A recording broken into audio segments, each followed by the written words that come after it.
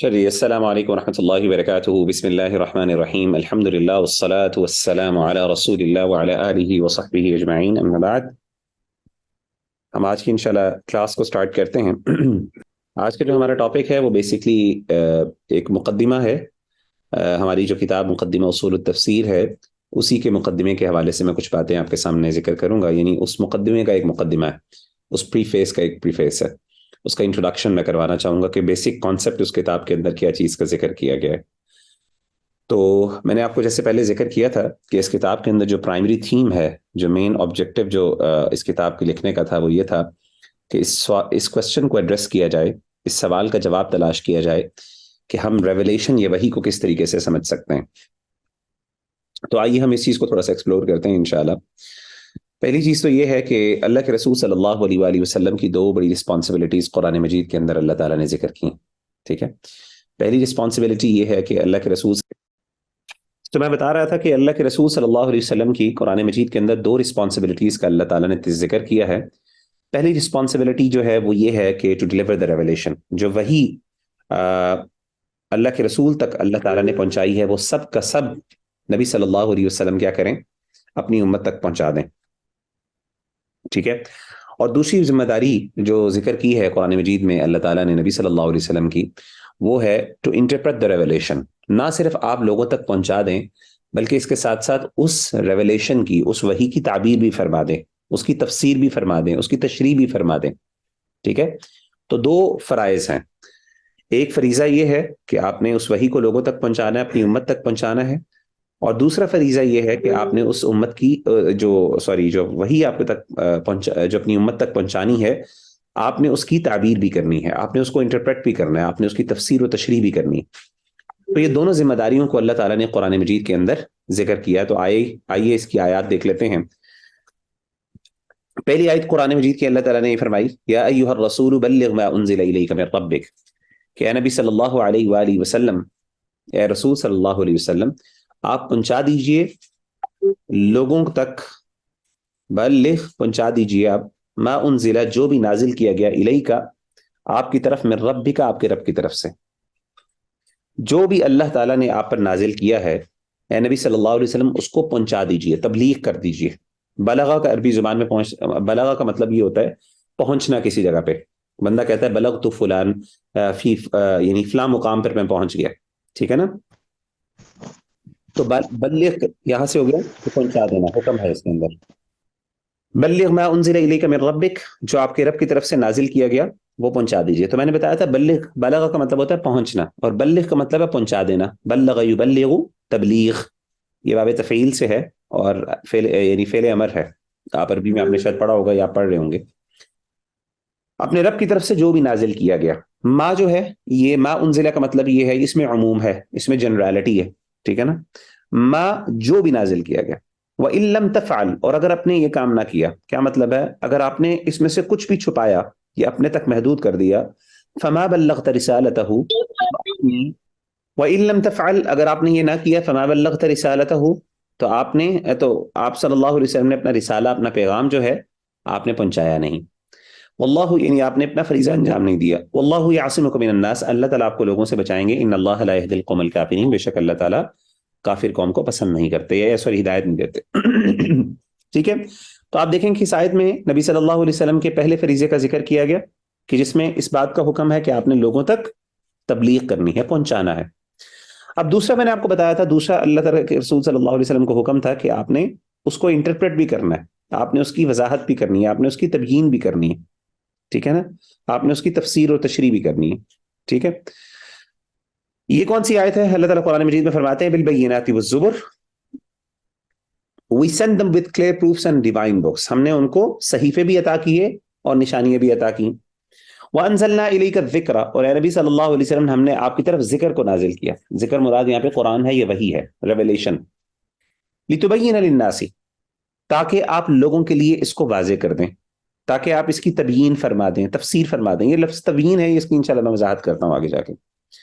تاکہ آپ لوگوں کے لیے واضح کر دیں ما نزل الیہم، جو ان کی طرف نازل کیا گیا، ولعلہم یتفکرون، اور شاید کہ وہ، اور تاکہ وہ تفکر کریں، اس پہ غور و فکر کریں۔ تو اس آیت کے اندر اللہ تعالیٰ نے نبی صلی اللہ علیہ وسلم کی دوسری obligation کا ذکر کیا اور وہ obligation کیا ہے کہ آپ نے انٹرپریٹیشن کرنی ہے، آپ نے تفسیر کرنی ہے، تشریح کرنی ہے، تبیین کرنی ہے۔ اب وحی کو پہنچانے کے اندر دو ریکوائرمنٹس ہیں نبی صلی اللہ علیہ وسلم سے۔ جب ہم پہلی بات کرتے ہیں فریضے کو، پہلے فریضے کی بات کرتے ہیں، تو اس کے دو مفاہیم ہیں، دو اس کے مطلب ہیں۔ پہلا مطلب یہ ہے کہ آپ نے اس کے اندر، یعنی جب ہم تبلیغ کرتے ہیں یا تبلیغ کا حکم دیا گیا نبی صلی اللہ علیہ وسلم کو، تو اس بات کی وضاحت کی گئی، یعنی اس بات سے، یعنی نبی صلی اللہ علیہ وسلم سے اس بات کی ایکسپیکٹیشن رکھی گئی کہ نبی صلی اللہ علیہ وسلم آپ نے نہ اس کے اندر کوئی اضافہ کرنا ہے اپنی طرف سے، اور نہ اس میں کوئی کمی کرنی، ٹھیک ہے؟ نہ آپ نے اس میں اپنی طرف سے کوئی اضافہ کرنا ہے اور نہ آپ نے اس میں کوئی کمی کرنی ہے، بلکہ آپ نے exactly the way it is revealed, جس طریقے سے نازل ہوا اسی طریقے سے آپ نے پہنچا دینا۔ ٹھیک ہو گیا؟ میں آپ کو بتا رہا ہوں کہ پہلا حکم جو تھا وہ کیا تھا کہ آپ نے تبلیغ کرنی ہے، دوسرا یہ ہے کہ تفسیر کرنی ہے۔ پہلا تبلیغ بھی نبی نے کرنی ہے اور اس کی تفسیر اور تبیین بھی نبی صلی اللہ علیہ وسلم نے کرنی ہے۔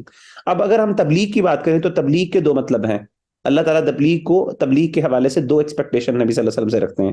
پہلی ایکسپیکٹیشن یہ ہے کہ نبی صلی اللہ علیہ وسلم نے اپنی مرضی سے کوئی چیز ایڈ نہیں کرنی، اور دوسری چیز یہ ہے کہ نبی صلی اللہ علیہ وسلم اپنی مرضی سے کوئی چیز اس میں سے نکال نہیں سکتے۔ No addition is allowed, no subtraction is allowed. Exactly the way it is revealed. جس طریقے سے ریویل ہوا ہے قرآن مجید، یہ اس طریقے سے نبی صلی اللہ علیہ وسلم کی سنت، یہ جو بھی وحی کی صورت ہے، مختلف صورتیں ہیں، آپ نے اس میں without any addition and subtraction, without any concealment، آپ نے وہ کیا کرنا ہے، اس کو ڈیلیور کرنا ہے۔ تو اس کے حوالے سے کون سی آیات ہیں، ذرا یہ دیکھیے گا۔ سورۃ الحاقہ کی آیت ہے، نبی صلی اللہ علیہ وسلم نے فرمایا، وَلَوْ تَقَوَّلَ عَلَيْنَا، اللہ تعالیٰ فرماتے ہیں آیت نمبر 44 سے، وَلَوْ تَقَوَّلَ عَلَيْنَا بَعْضَ الْأَقَاوِيلِ، اے نبی صلی اللہ علیہ وسلم اگر آپ نے ہم پر کوئی اپنی طرف سے بات بنا دی، کچھ باتیں اپنی طرف سے گھڑ کے آپ نے ہم پر لگا دی، کہہ دیا کہ یہ اللہ کی طرف سے نازل ہوا ہے، لَأَخَذْنَا مِنْهُ بِالْيَمِينِ، تو ہم آپ کو پکڑ لیں گے، کس سے؟ یعنی اگر نبی صلی اللہ علیہ وسلم نے یہ باتیں اپنی طرف سے بنا لی تو ہم نبی کو پکڑ لیں گے، کس سے؟ دائیں ہاتھ سے۔ ثُمَّ لَقَطَعْنَا مِنْهُ الْوَتِينَ، پھر ہم ان کی شہرک کو کاٹ دیں گے۔ کتنے سخت الفاظ! فَمَا مِنْكُمْ مِنْ أَحَدٍ عَنْهُ حَاجِزِينَ، پھر آپ کو اس میں سے کوئی بچانے والا نہیں ہوگا، کوئی بھی بندہ آپ کو اس سے پریونٹ نہیں، روکنے والا نہیں ہوگا، اس فیٹ سے، اس سزا سے کوئی بندہ آپ کو بچانے والا نہیں ہوگا۔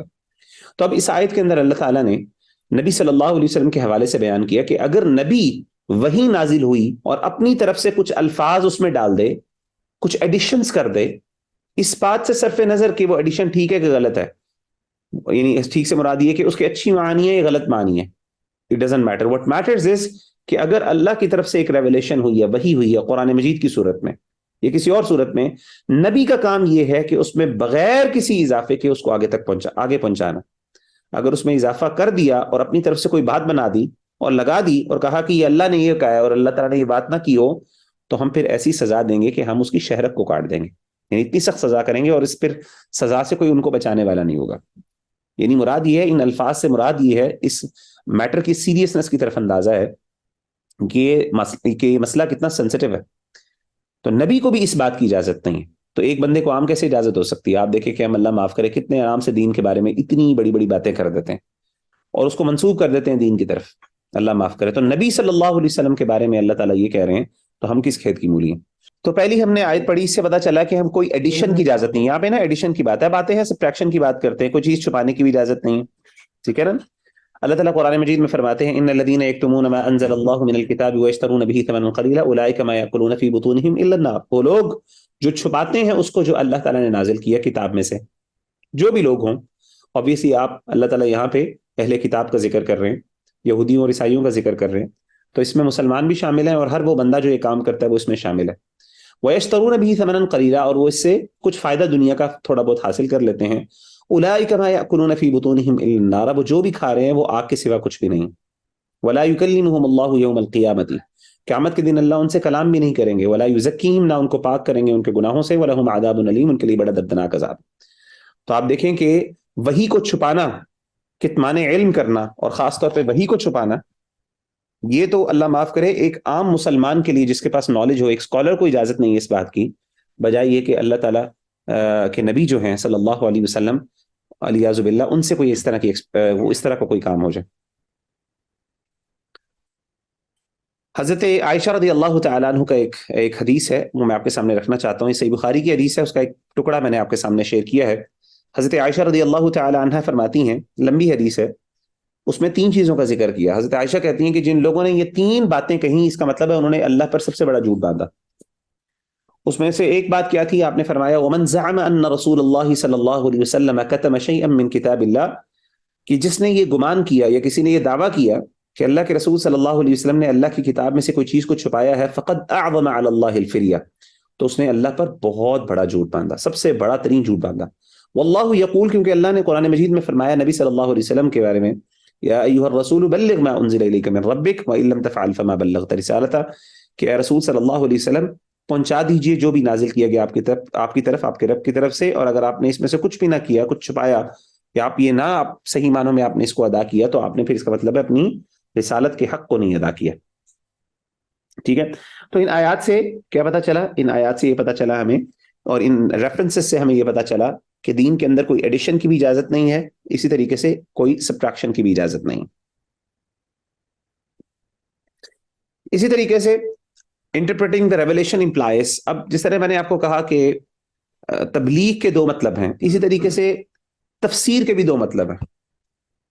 پہلا مطلب کیا ہے؟ Deliver the interpretation revealed by Allah with utmost responsibility. اسی طریقے سے تبیین کا مطلب یہ ہے، تفسیر کا مطلب یہ ہے، اس کے بھی 2 مطلب 2 مفاہیم ہیں. پہلا مفہوم یہ ہے کہ آپ نے جو انٹرپریٹیشن ہے، جو اس کی تعبیر ہے، وہ بھی آپ نے اپنی طرف سے نہیں بیان کرنی، وہ بھی آپ نے ڈیلیور کرنی ہے جس طریقے سے آپ نے اس کے ٹیکسٹ کو ڈیلیور کرنا ہے. یعنی نبی صلی اللہ علیہ وسلم جو تعبیر کرتے تھے، جو تفسیر کرتے تھے قرآن مجید کی، وہ اپنی مرضی سے نہیں کرتے تھے، بلکہ وہ تفسیر اور تعبیر کرتے تھے جو ان کو اللہ تعالیٰ کی طرف سے مل جاتی تھی، اور آپ کو اسی طریقے سے اس کو آگے ڈیلیور کرنا ہے. آپ نے اسی طریقے سے اس کو کیا کرنا ہے؟ آگے لوگوں تک پہنچانا ہے. ٹھیک ہے، پہلی بات. دوسری بات یہ ہے کہ کچھ مقامات میں اللہ تعالیٰ نے نبی صلی اللہ علیہ وآلہ وسلم کو بھی کچھ نہ کچھ اجتہاد کرنے کی اجازت دی. ٹھیک ہے نا، کچھ نہ کچھ اجتہاد کرنے کی اجازت دی، اور اس کے اندر ان سے ایکسپیکٹیشن یہ تھی کہ آپ اس طریقے سے تعبیر کریں جس طریقے سے اللہ تعالیٰ نے آپ کو جنرلی سکھایا ہے. جیسا کہ قرآن مجید کے اندر آیت ہے، ایک منٹ میرے ذہن میں آیت نکل گئی ہے، میں آپ کو آیت نکال کے بتاتا ہوں. ہاں، اِنَّا أَنزَلْنَا إِلَيْكَ الْكِتَابَ بِالْحَقِّ لِتَحْكُمَ بَيْنَ النَّاسِ بِمَا أَرَاكَ اللَّهُ. یہ سورۃ النساء کی آیت نمبر 105 ہے. اس کے اندر اللہ تعالیٰ کیا فرماتے ہیں کہ اے نبی صلی اللہ علیہ وسلم، ہم نے قرآن مجید آپ کی طرف کتاب کو نازل کیا، لِتَحْكُمَ بَيْنَ النَّاسِ، تاکہ آپ لوگوں کے درمیان فیصلہ کر دیں، بِمَا أَرَاكَ اللَّهُ، اس کے مطابق جو اللہ نے آپ کو سکھایا ہے. تو بعض اوقات نبی صلی اللہ علیہ وسلم کچھ مقامات میں تفسیر کرتے تھے، اپنی طرف سے بھی کرتے تھے، تشریح بیان کرتے تھے، بڑی بیسک جو آیات تھی جن کا مفہوم بہت واضح ہوتا تھا، اس کا مفہوم بیان کرتے تھے. لیکن وہ مفہوم جب نبی صلی اللہ علیہ وسلم بیان کرتے تھے تو وہ مفہوم اگر تو وہ صحیح ہوتا تو باقی رہتا، اگر اس مفہوم کے اندر کوئی غلطی ہوتی تو اللہ کی طرف سے اس کی کریکشن ہو جایا کرتی تھی. کیونکہ آپ کو ایک بات پتہ ہے کہ نبی صلی اللہ علیہ وسلم بھی اجتہاد کرتے تھے. اجتہاد کا مطلب یہ ہوتا ہے کہ جہاں پہ شریعت خاموش ہو وہاں پہ انسان کیا کرے؟ شریعت کے بنیادی اصولوں کو سامنے رکھتے ہوئے اور قرآن و سنت کی نصوص کو سامنے رکھتے ہوئے، ریفرنسز اور ایویڈنسز کو سامنے رکھتے ہوئے کیا کرے؟ اپنا اجتہاد کرے، اپنی انڈرسٹینڈنگ سے کوئی چیز بیان کرے. ہمیں بھی اس بات کی اجازت ہے، آگے اس بارے میں احادیث آئیں گی. صحابہ بھی کیا کرتے تھے، نبی صلی اللہ علیہ وسلم بھی کیا کرتے تھے. لیکن نبی صلی اللہ علیہ وسلم کے اجتہاد میں اور ہمارے اجتہاد میں فرق کیا ہے؟ یہ بات سمجھیے کہ نبی کا اجتہاد وہی ہوتا ہے اور ہمارا اجتہاد وہی نہیں ہوتا، کیونکہ نبی کے اجتہاد میں غلطی نہیں ہو سکتی. نبی کا اجتہاد جو ہے وہ امت کے لیے قابل اتباع بھی ہے اور قابل اعتماد بھی ہے. اس آیت سے پتہ چلا کہ نبی صلی اللہ علیہ وسلم اگر جو اللہ نے ان کو سکھایا ہے، جو اللہ نے ان کو علم دیا جنرل، جو اللہ نے ان کو فہم دیا دین کا، ظاہر سب سے زیادہ دین کو سمجھنے والے نبی صلی اللہ علیہ وسلم تھے، تو اس کے مطابق اگر وہ کسی آیت کی تفسیر اور تعبیر ایون اپنی طرف سے کر رہے ہیں تو وہ اللہ کی طرف سے ہی اس کی اوتھینٹسٹی، اگر تو وہ چیز صحیح ہوگی، ڈیفینیٹلی وہ کوئی غلطی نہیں اس میں کر سکتے، وہ اللہ کی طرف سے گائیڈڈ ہوتی ہے ایک چیز نا. اسی طریقے سے جیسے میں نے پہلا پوائنٹ بتایا کہ ایون تفسیر، کچھ تعبیر بھی ہے وہ نبی صلی اللہ علیہ وسلم وحی کی روشنی میں کیا کرتے تھے. کچھ چیزیں نبی صلی اللہ علیہ وسلم نے اپنی طرف سے بیان کرتے تھے اور کچھ چیزیں وحی کی صورت میں قرآن مجید کی تعبیر اور تفسیر کر دیتے تھے. آگے آپ کو انشاءاللہ اس چیز کے مفاہیم کا بہت زیادہ اندازہ ہو جائے گا، ان چیزوں کا پتہ چلے گا، اس بات کو ہم مزید کھولیں گے. ٹھیک ہے، تو کئی ایسی تعبیرات ہیں، کچھ آیات کی ایسی تفسیریں ہیں، تعبیرات ہیں، یہ تشریحات ہیں جو نبی صلی اللہ علیہ وسلم نے اللہ سے سیکھیں اور آگے چل کے لوگوں کو بیان کیا. اور کچھ ایسی تھی جو اپنی طرف سے کی، اپنے اجتہاد سے کی. لیکن میں نے آپ کو بتایا کہ نبی کا اجتہاد اور ہمارے اجتہاد میں فرق ہے. ہمارا اجتہاد، یہ آپ اصول فقہ میں پڑھیں گے انشاءاللہ کہ ہمارا اجتہاد کیا ہوتا ہے. اجتہاد اس کو کہتے ہیں جہاں پہ قرآن و سنت کسی مسئلے کے بارے میں خاموش ہو، کسی چیز کے بارے میں خاموش ہو، اور آپ شریعت کے اصولوں کو سامنے رکھتے ہوئے اور اس کی نصوص کو، اس کے ٹیکسٹ اور ایویڈنسز کو سامنے رکھتے ہوئے آپ وہاں سے استنباط کرتے ہیں، ایک اپنی کنکلوژن نکالتے ہیں. وہ جو کنکلوژن ہوتی ہے وہ آپ کی کنکلوژن وہ فلالیس نہیں ہوتی، لیکن نبی کی جو کنکلوژن ہوتی ہے وہ فلالیس ہوتی ہے. اس میں روم فار ایرر نہیں ہوتا نبی کی کنکلوژن میں. نبی کی جو انٹرپریٹیشن اور انڈرسٹینڈنگ ہوتی ہے اس میں روم فار ایرر نہیں ہوتا، لیکن ہماری جو کنکلوژن ہوتی ہے اس میں روم فار ایرر ہوتا ہے. ٹھیک ہے نا؟ چلیں جی. میننگ آف تبیین is to explain the meaning to extend that it can be practised. اچھا، اب یہ ذرا سمجھیے گا کہ تبیین، ہم بار بار یہ لفظ استعمال کر رہے ہیں. اللہ تعالیٰ کہتے ہیں نبی صلی اللہ علیہ وسلم آپ کی ذمہ داری ہے تبیین کرنا، تبیین کرنا، تبیین کرنا، تفسیر کرنا. تفسیر تبیین کے مترادف لفظ استعمال ہوتا ہے. ٹھیک ہے نا؟ تبیین کا مطلب کیا ہے؟ بیان کرنا. عربی زبان میں ہم عام طور پہ، یا پھر اردو زبان میں، یہ لفظ عربی زبان کا بیان، لیکن اردو میں ہم استعمال کرتے ہیں بیان کرنا. تو ہم بیان کو عام معنی میں اس طرح لیتے ہیں کہ بس ڈیلیور کر دینا، بس وضاحت کرنا، وضاحت کیے بغیر کر دینا. ہم عربی زبان میں وضاحت الگ استعمال کرتے ہیں. بیان کا مطلب ہم لیتے ہیں کہ صرف اس کو بیان کر دینا، جسٹ بیان کر دینا نا. حقیقت میں بیان عربی زبان میں وضاحت کو کہتے ہیں. بیان کا مطلب ہوتا ہے کہ آپ ایکسپریس کریں. جیسے قرآن مجید میں اللہ تعالیٰ نے لوگوں کے بارے میں کیا کہا، انسانوں کے بارے میں کیا؟ سورۃ الرحمن میں علمہ البیان، کہ اللہ نے تمہیں بیان سکھایا. تو اس کا صحیح مطلب کیا ہے؟ اللہ نے تمہیں ایکسپریشن سکھایا. ایکسپریشن کا مطلب کیا ہوتا ہے؟ آپ اپنے آپ کو ایکسپریس کر سکتے ہیں. انسان اپنے آپ کو ایکسپریس کر سکتا ہے، اپنے ایموشنز کو ایکسپریس کر سکتا ہے، اپنے ما فی الضمیر کو ایکسپریس کرتا ہے. اور ایکسپریشن ظاہر ہے وضاحت کے بغیر ہو ہی نہیں سکتا نا. تو تبیین، اصل میں تبیین کہتے ہیں وضاحت کو، تبیین کہتے ہیں وضاحت کو. آئیے اس کی کیا دلیل ہے. تو تبیین ایسی وضاحت کو کہتے ہیں، امپورٹنٹ ہے، اس کو ذرا سمجھیے گا. جب ہم بات کرتے ہیں تبیین کی، تو تبیین کا مطلب یہ ہے کہ اس حد تک وضاحت کر دینا کہ اس پر عمل کرنا ممکن ہو. دیکھیں، ہم نے کہا کہ نبی صلی اللہ علیہ وسلم کی ذمہ داری ہے لوگوں تک دین کو پہنچانا، وحی کو پہنچانا. وحی کی بات کر رہے ہیں، ریویلیشن کی. اب ریویلیشن کو پہنچانا بھی اور اس کی وضاحت بھی کرنا. تو سوال یہ کہ کتنی وضاحت کرنا. اس کی کوئی نہ کوئی لمٹ تو ہوگی وضاحت کی، کیونکہ وضاحت کی تو عام طور پہ کوئی لمٹ نہیں ہوتی. جنرلی کتنا ایکسپلین کرنا، ایکسپلینیشن تو انسان یعنی ایکسپلین پہ ایکسپلین کرتا جائے. قرآن مجید کی آیات تو ایسے بھی ایک سبحان اللہ ایک سمندر ہے علم کا. اس کی کتنی ایکسپلینیشن نبی صلی اللہ علیہ وسلم کی ذمہ داری تھی؟ صرف اتنی تھی کہ اس پر عمل کرنا ممکن ہو. That's the minimum benchmark, اور یہ منیمم سٹینڈرڈ تھا جو نبی صلی اللہ علیہ وسلم نے پورا کیا. اب اس کے اوپر اسکائی از دا لمٹ. اس کے اوپر آپ جتنی مرضی ایکسپلینیشن کر دیں، وضاحتیں کر دیں، وہ آپ کے اوپر ہے. ٹھیک ہے نا؟ لیکن منیمم انڈرسٹینڈنگ، منیمم ریکوائرمنٹ کیا ہے کہ آپ نے ایٹ لیسٹ اتنی ایکسپلینیشن کرنی ہے کہ آپ اس پر عمل کر سکیں. اب آئیے اس کی وضاحت کیا ہے. اس سے آپ کو ایک میں مثال دیتا ہوں جس سے آپ کے سامنے یہ چیز واضح ہو جائے گی. تو آئیے تبیین کے کیا مطلب ہے میں اس کی وضاحت کرتا ہوں ایک ایگزامپل سے. آپ کو پتا ہے کہ سورۃ البقرہ میں اللہ تعالیٰ نے بنی اسرائیل کا ایک واقعہ ذکر کیا، جس میں اللہ تعالیٰ نے گائے کا واقعہ. اس گائے کا واقعے کے اندر ہمیں کیا ملتا ہے؟ اس کے اندر ہوا یہ تھا کہ بنی اسرائیل کے ایک شخص کو قتل کر دیا گیا، اور انہوں نے حضرت موسیٰ علیہ الصلوۃ والسلام سے کہا کہ اللہ تعالیٰ سے دعا کریں کہ اللہ تعالیٰ ہمیں بتا دے کہ کسی طریقے سے، اللہ تعالیٰ ہمیں کس طریقے سے پتہ چل جائے کہ یہ بندہ کون ہے جس نے یہ کام کیا. تو اللہ تعالیٰ نے ان کا امتحان لینے کے لیے کیا کہا کہ آپ ایسا کرو کہ آپ جانور کو ذبح کرو، اور اللہ تعالیٰ کیا کریں گے؟ تمہیں اس مسئلے کا حل نکال دیں گے. تمہارا مسئلہ حل ہو جائے گا، پتہ چل جائے گا تمہیں. اور جانور تم نے کون سا ذبح کرنا ہے؟ تم نے گائے کو ذبح کرنا ہے. اب جو بنی اسرائیل تھے وہ گائے کو ظاہر ایک زمانے میں پوجا کر چکے تھے. ان کے دل میں ابھی تک اس کی وینریشن موجود تھی، اس کی عظمت اور تعظیم موجود تھی. تو اللہ تعالیٰ نے اس تعظیم کو ختم کرنے کے لیے ان کو حکم دیا کہ تم کیا کرو، تم اس گائے کو ذبح کرو. اس گائے کو ذبح کرو گے تو اس ذبح کرنے کے بعد اللہ تعالیٰ اس کو، اس کا ٹکڑا ایک لگاؤ گے اس کے ساتھ، اس کے جسم کے ساتھ، اس میت کے ساتھ یا پھر مقتول کے ساتھ، تو وہ زندہ ہو جائے گا اور وہ تمہیں بتا دے گا کہ کس نے اس کو قتل کیا. اب ہوا یہ کہ جیسے ہی ان کو یہ حکم دیا گیا، قرآن مجید نے اس واقعے کو ذکر کیا، تو انہوں نے فوراً آگے سے بہانے بنانا شروع کر دی، حجتیں پیش کرنا شروع کر دی. ٹھیک ہے نا؟ اور انہوں نے یہ کہا کہ کیا کہا انہوں نے کہا کہ جی جو لفظ استعمال کیے قرآن مجید میں، اللہ تعالیٰ فرماتے ہیں وَإِذْ قَالَ مُوسَىٰ لِقَوْمِهِ إِنَّ اللَّهَ يَأْمُرُكُمْ أَن تَذْبَحُوا بَقَرَةً قَالُوا أَتَتَّخِذُنَا هُزُوًا. تو جیسے انہوں نے کہا کہ اللہ حکم دیتے ہیں گائے کو ذبح کرو، تو انہوں نے کہا کہ آپ ہمارے ساتھ مذاق کرتے ہیں. قال اعوذ باللہ ان اکون من الجاہلین. حضرت موسیٰ نے کہا اللہ تعالیٰ کی پناہ میں آتا ہوں، میں جاہلوں میں سے ہو جاؤں گا اگر میں تمہارے ساتھ دین کے معاملے میں مذاق کروں. تو انہوں نے کیا کہا آگے سے؟ انہوں نے کہا ٹھیک ہے. اب ان کو پتا چل گیا کہ اب اللہ کی طرف سے حکم آیا، اس کو ٹال نہیں سکتے، اب مجبوری ہے ہمیں ماننا ہے. تو اب بہانے بنانے لگے. اب بہانے کیا بنانے لگے؟ انہوں نے پہلا سوال کیا قالوا ادع لنا ربک یبین لنا ما هی، انہوں نے کہا کہ اے موسیٰ علیہ الصلوۃ والسلام اپنے رب سے دعا کریں یبین لنا ما ہی، کہ وہ تبیین کر دیں کہ وہ گائے کیسی ہوگی۔ کیا مطلب ہے اس کا؟ اس کا مطلب یہ ہے کہ جو گائے ہے آپ کا یہ حکم ہے یہ ایمبیگوس ہے، یہ بھی اتنا واضح نہیں ہے، اتنا واضح نہیں ہے کہ ہم اس پر عمل کر سکیں، تو اس کی اتنی تبیین فرما دیں کہ اس پر عمل کرنا ممکن۔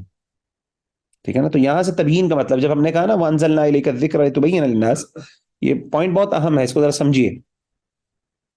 اللہ کے رسول صلی اللہ علیہ وآلہ وسلم کی ذمہ داری ہے قرآن مجید کی وحی کی ذمہ داری ہے، یعنی وحی کی تبیین فرمائیں۔ اور تبیین کتنی ہوتی ہے؟ تبیین کہتے ہیں اس کا منیمم سٹینڈرڈ جو نبی صلی اللہ علیہ وسلم سے ایکسپیکٹڈ تھا وہ یہ تھا کہ اتنی تبیین فرما دیں کہ جتنا اس پر عمل کرنا ممکن ہو۔ اب کون پوچھے گا کہ اب، یعنی اس کا مطلب ہے کہ قرآن مجید کو قابل عمل بنانا وہ نبی کی ذمہ داری ہے، ٹھیک ہے نا؟ اور وہ قابل عمل بنانا نبی کی ذمہ داری ہے، تو ہمیں کیسے پتا چلا کہ تبیین کا مطلب یہ ہے کہ یعنی اتنا ہو، اتنی ایکسپلینیشن ہو کہ اس پر عمل کرنا ممکن ہو؟ ہم نے مثال لی قرآن مجید سے ہی کہ اللہ تعالیٰ نے حضرت موسیٰ علیہ الصلوۃ والسلام کا واقعہ بیان کیا، جس کے اندر انہوں نے کہا کہ ہمارے لیے ابھی ممکن نہیں ہے اس پر عمل کرنا، اس حکم پر، کیونکہ ابھی اس کی تبیین کی ضرورت ہے۔ تو یبین لنا لفظ استعمال ہوا، یبین لنا، عربی زبان میں بینا یبین تبیین باب تفعیل ہے، سیم تبیین کا ہی جو ہے نا فعل ہے وہ استعمال ہوا ہے، سیم روٹ ورڈز ہے اور سیم اس کا بلکہ باب بھی سیم ہے۔ انہوں نے آگے نبی حضرت موسیٰ علیہ الصلوۃ والسلام نے اللہ تعالیٰ سے دعا کی، انہوں نے کہا لا فارض ولا بکر، ٹھیک ہے نا؟ آگے پھر اس کا انہوں نے کہا یبین لنا ما لونھا، یہ بھی بتا دیں کہ اس کا رنگ کیا ہوگا۔ بار بار تبیین کے لفظ استعمال ہو رہے ہیں، تو اس تبیین کے لفظ سے پتہ چل گیا کہ اصل میں تبیین کہتے ہیں کہ کتنی اتنی وضاحت کر دینا، ایٹ لیسٹ منیمم اتنی وضاحت کرنا کہ اس پر عمل کرنا ممکن۔ ٹھیک ہے؟ تو آئی ہوپ کہ آپ کو یہ سمجھ آ گیا کہ نبی صلی اللہ علیہ وآلہ وسلم کی اس پوری ابھی تک جو ڈسکشن ہے اس کے اندر ہم نے 2-3 پوائنٹس واضح کیے۔ پہلا پوائنٹ ہم نے یہ واضح کیا کہ نبی صلی اللہ علیہ وسلم کی ذمہ داری کیا ہے، 2 ذمہ داریاں ذکر کی کہ ایک قرآن مجید کو جو وحی ہے اس کو لوگوں تک پہنچانا، دوسری ذمہ داری کیا ہے، اس کی تفسیر اور تبیین کرنا۔ اور ہم نے تفسیر اور تبیین کا مفہوم یہ بیان کیا کہ تفسیر اور تبیین کا مفہوم یہ ہے کہ اتنی وضاحت کر دینا کہ اس پر عمل کرنا ممکن ہو، عمل کرنا آسان ہو، اتنی منیمم جو ہے وہ انڈرسٹینڈنگ یا اتنی منیمم انٹرپریٹیشن وہ نبی صلی اللہ علیہ وسلم کی ذمہ داری تھی۔ اور ہم نے اس میں یہ بھی باتیں کی کہ نہ نبی صلی اللہ علیہ وسلم کو یعنی انٹرپریٹیشن میں بھی نبی صلی اللہ علیہ وسلم سے 2 ایکسپیکٹیشن ہے۔ پہلی ایکسپیکٹیشن کیا ہے کہ ایگزیکٹلی جو اللہ تعالیٰ نے انٹرپریٹیشن سکھائی ہے وہ آگے پہنچا دینا، اور دوسری چیز کیا ہے کہ جنرل اصولوں کے تحت جو نبی صلی اللہ علیہ وسلم کا اجتہاد ہے اس کے ذریعے آپ لوگوں کو کچھ وضاحت کر دیں۔ اور ہم نے یہ بھی وضاحت کی کہ نبی کے اجتہاد میں اور ایک عام بندے کے اجتہاد میں فرق ہوتا ہے۔ اسی طریقے سے ہم نے یہ بھی کہا کہ نبی صلی اللہ علیہ وسلم کو تبلیغ کے اندر، خاص طور پہ وحی کے پہنچانے کے اندر، نہ کسی ایڈیشن کی اجازت تھی نہ کسی سبٹریکشن کی اجازت تھی، اپنی طرف سے کوئی ایڈیشن نہیں کر سکتے، کچھ نکال نہیں سکتے۔ اور ہم نے اس حوالے سے حضرت عائشہ رضی اللہ عنہا کی حدیث میں بیان کیا کہ انہوں نے کہا کہ اگر کوئی بندہ کہے کہ نبی صلی اللہ علیہ وسلم نے جو اللہ کے رسول جو اللہ کی طرف سے نازل ہوا اس میں سے کوئی چیز اپنی طرف سے چھپا دی ہے، تو یہ سب سے بڑا جھوٹ ہے اللہ پر، یہ ممکن نہیں ہے۔ Could you give it an example of تبیین؟ میں نے تبیین کی وضاحت ایگزامپل دے دی نا آپ کو، ایگزامپل میں نے بھی دی ہے، تو کیا وہ کافی نہیں ہے ایگزامپل جو میں نے بھی دی ہے بنی اسرائیل کی؟ میں نے تبیین کی مثال دی ہے نا آپ کو، جس سے پتہ چل گیا کہ تبیین کیا ہے، جس سے آپ قابل عمل بنا سکیں۔ تو میں نے آپ کو بتایا کہ بنی اسرائیل جو تھے ان کو انہوں نے تبیین ہی کہا، اور اس کے بعد جب حضرت موسیٰ علیہ السلام کی طرف سے، اصل میں وہ تبیین ایک آرگیومنٹ لے کے آ رہے تھے، حقیقت میں وہ آرگیومنٹ کیا تھا کہ وہ ایک بہانہ تھا، لیکن وہ آرگیو یہ کر رہے تھے کہ ابھی اس کی وضاحت یعنی ریکوائرڈ ہے۔ آگے اور بہت سی مثالیں آئیں گے، آپ کو یہ مسئلہ کانسیپٹ سمجھ آ جائے گا، ابھی میں آپ کو صرف نا ایک بیسک انڈر لائن کانسیپٹ دے رہا ہوں۔ اب آئیے گا جی، آگے چلتے ہیں جی، آگے ہے جی جنریشن آف صحابہ رضوان اللہ۔ ہاں، اس سے ذرا سمجھے، دیکھیں نبی صلی اللہ علیہ وسلم نے اپنی جو تبیین ہے قرآن مجید کی، جو تفسیر ہے، جو وضاحت ہے، انٹرپریٹیشن، آپ کا کام کیا تھا کہ قرآن مجید بھی لوگوں تک پہنچانا اور اس کی تفسیر اور تبیین بھی بیان کرنا، یعنی تفسیر اور تبیین بھی لوگوں تک پہنچانا۔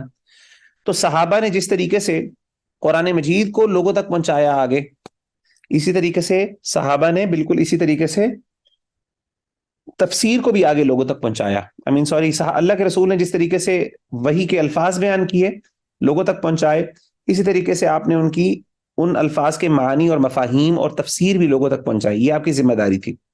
اور صحابہ نے کیا کیا، آگے اس کو اپنے دلوں کے ساتھ دل و جان سے قبول کیا اور دل و جان سے قبول کرنے کے بعد آگے اپنے جو اسٹوڈنٹس اور تابعین تھے ان تک پہنچایا. اب یہ میں کچھ آپ کو چیزیں بیان کرنا چاہتا ہوں. اٹ از نریٹڈ بائی عبد الرحمن السلمی. ابو عبد الرحمن السلمی فرماتے ہیں کہ جو قرآن مجید کے جو اسکالرس تھے ہمارے درمیان، لائک عثمان بن عفان، عبداللہ ابن مسعود، وہ کہتے تھے کہ وہ قرآن مجید کی 10 آیات کو، وہ 10 آیات سے زیادہ سبق نہیں لیتے تھے قرآن مجید کا، یہاں تک کہ وہ ان 10 آیات کا علم نہ حاصل کر لیں اور ان پر عمل نہ کر لیں. اور وہ کہا کرتے تھے کہ ہم نے قرآن مجید کو جب سیکھا تو ہم نے قرآن مجید کو علم اور عمل کے ساتھ اور اس طریقے سے میمورائز تینوں چیزوں کو اکٹھا کیا ہم نے. ذرا کلاس لے رہا ہوں میں.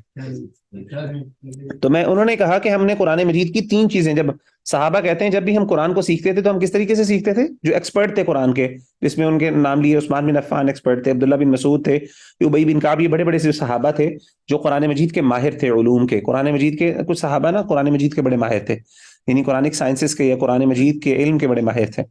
تو یہ جو صحابہ تھے ان کے جو ہے یہ 10 آیات سے زیادہ نہیں ایک وقت میں قرآن مجید کا علم حاصل کرتے، اور وہ کہتے تھے کہ ہم قرآن مجید کو یاد کرتے، ان 10 آیات کو، اس کا علم حاصل کرتے اور اس پر عمل کرتے. اس کے بعد پھر جا کے ہم کیا کرتے؟ اگلی 10 آیات کا سبق لیتے. تو آپ دیکھیں کہ ہمارے ہاں بھی عام طور پہ جب حفظ کیا جاتا ہے تو عام طور پہ 10 آیات جو ہوتی ہے نا اس کا سبق دیا جاتا ہے عام طور پہ شروع میں. تو یہ اسی چیز کو سامنے رکھتے ہوئے، کیونکہ صحابہ یہ کام کرتے تھے.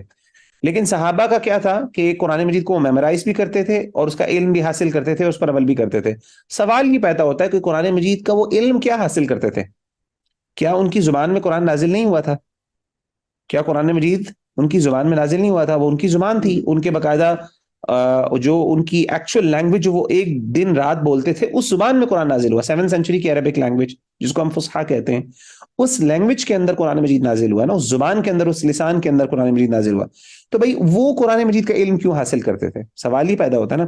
چلے آج کل کے عربس تو بہت زیادہ چینج ہو گئی ہے، ان کی عربک سلینگ ہو گئی ہے اور ان کی عربی کافی بدل گئی ہے، اور کلاسک عربک اور ماڈرن عربک میں بڑا فرق ہے. تو کوئی بندہ کہہ سکتا ہے چلیں جی وہ قرآن مجید کو ذرا لینگویج ان کو نہیں آتی صحیح طرح، اس لیے تو قرآن مجید کا علم حاصل کریں. لیکن جس کی زبان میں قرآن نازل ہوا ہے وہ کیا سیکھ رہا ہے؟ ٹھیک ہے نا، تو وہ کیا سیکھ رہا ہے؟ وہ اصل میں تفسیر سیکھ رہا ہے. تو وہ کہتے ہیں ہم نبی صلی اللہ علیہ وسلم سے نہ صرف میمورائز کرتے بلکہ نبی صلی اللہ علیہ وسلم سے اس کی تفسیر سیکھتے اور اس کے ساتھ ساتھ پھر اس پر عمل بھی کرتے، یعنی اتنی تفسیر سیکھتے کہ وہ قابل عمل ہوتا. ظاہر ہے تو صحابہ نے پورے قرآن پر عمل کیا ہوا ہے. ان ادر ورڈز قرآن مجید کی کوئی ایسی آیت نہیں ہے جس کا مفہوم صحابہ سے مخفی ہو یا چھپا ہوا ہو، اور جتنی وضاحت صحابہ، جتنی مطلوب اللہ تعالیٰ کی ہے کہ قرآن مجید پر عمل کیا، یعنی جتنا قرآن مجید جو، یعنی قرآن مجید کا جو عمل ہے وہ پورا کا پورا صحابہ نے کر رکھا ہے. اور ظاہر ہے قرآن مجید کی اتنی وضاحت صحابہ کے پاس موجود تھی کہ وہ قابل عمل ہو. کوئی ایسی آیت نہیں ہے قرآن مجید کی جو صحابہ کو نہ بتائی گئی ہو، نبی صلی اللہ علیہ وسلم سے پتہ چلی ہو، جس پہ ان کو یہ نہ پتا ہو کہ ہم نے عمل کیسے کرنا. اکارڈنگ ٹو امام مالک، امام الموطا جو ہے، یہ تفسیر الطبری کے اندر اس کی روایت کا ذکر کیا گیا. تفسیر الطبری کے اگر مقدمہ جو ہے اس میں یہ ڈسکشن بہت ڈیٹیل میں ہوئی ہے جو امام نے تیمیہ رحمہ اللہ نے وہاں سے نقل کی ہے. امام نے تیمیہ رحمہ اللہ نے جو ہے تفسیر الطبری کا جو مقدمہ ہے اس سے یہ کانسیپٹ نقل کیا، اس کے بعد اس کو ایکسپینڈ کیا اپنے اس رسالے کے اندر نا، مقدمہ اصول التفسیر. تو مقدمہ اصول التفسیر یعنی امام طبری جو ہیں انہوں نے اپنی تفسیر کے جو پریفیس ہے بہت امپورٹنٹ ہے، اس کے اندر اس چیز کا ذکر کیا اس کال کا. امام مالک کیا کہتے ہیں؟ امام مالک کہتے ہیں کہ عبداللہ بن عمر کو 8 سال لگے تھے سورۃ البقرہ کو حفظ کرتے ہوئے. It took 8 years. عبداللہ بن عمر کو 8 سال لگے سورۃ البقرہ کو میمورائز کرنے میں. کیوں 8 سال لگے؟ سوال ہی پیدا ہوتا ہے. obviously وہی 3 کام کرتے تھے، 10 آیتیں سیکھتے تھے، اس پر عمل کرتے تھے، اس کا علم حاصل کرتے تھے، اس کو میمورائز کرتے تھے، تب جا کے اگلی 10 آیتیں پکڑتے تھے. تو سبحان اللہ، صحابہ نے ایک وقت میں یہ تینوں کام کیے تب جا کے. اور علماء کہتے ہیں کہ صحابہ کہتے ہیں کہ ہمارے ہاں وہ بندہ جو ہے بہت بڑا سمجھا جاتا تھا جس کے بعد جس نے سورہ بقرہ کو حفظ کیا ہوتا تھا. ہم کہتے تھے بہت بڑا عالم ہے، یہ قرآن مجید کا عالم ہے، سورۃ البقرہ جس نے حفظ کی ہوتی تھی.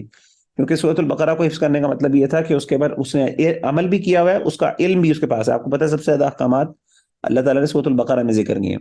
تو جس بندے کو ان احکامات کا پتہ ہے، جس بندے نے اس پر عمل کر رکھا ہے، اور جس بندے کو وہ سورہ یاد ہے، اور وہ 8 سال لگے جیسے ایک صحابی کو یاد کرتے ہوئے، تو ان کے ہاں وہ کہتے تھے کہ ہمارے ہاں جو سورۃ البقرہ کا ماہر ہوتا تھا، عالم ہوتا تھا، ہمارے ہاں بہت بڑا آدمی ہوتا تھا.